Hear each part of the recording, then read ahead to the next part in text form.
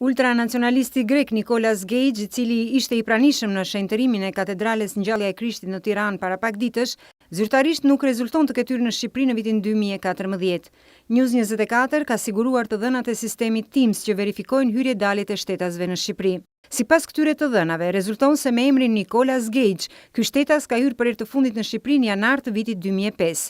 Sipas të dhënave të Teams, shtetasi amerikan Nicolas Gage është regjistruar në sistem në datën 19 janar 2005 ora 17:22 dhe ka dalë nga vendi të nesërmen në 20 janar në orën 13:44 minuta, duke qëndruar në Shqipëri më pak se 24 orë. Nicolas Gage njihet botërisht me këtë emër. Pas këtij publikimi në News 24 ka reaguar Ministria e Brendshme, e cila përgënjeshtron faktin e mësipërm.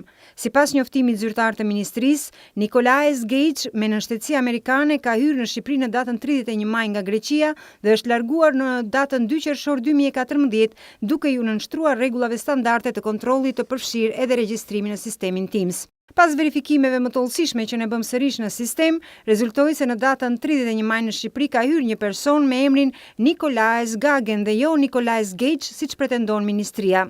Nëse pranojmë që Gage ka ndryshuar emrin në pasaport duke shtuar 2 shkronja, një në emër dhe një në mbiemër, del pyetja se pse ky ndryshim nuk reflektohet në sistemin Teams në kategorinë e përcaktuar për këto ndryshime ku shkruhet informacion mbi identitetet e mëparshme. Sipas kësaj logjike, i njëjti person rezulton i regjistruar në hyrje dhe dalje me 2 emra të ndryshëm, fakt për të cilin Ministria e Brendshme nuk ka dhënë asnjë shpjegim në njoftimin për shtyp.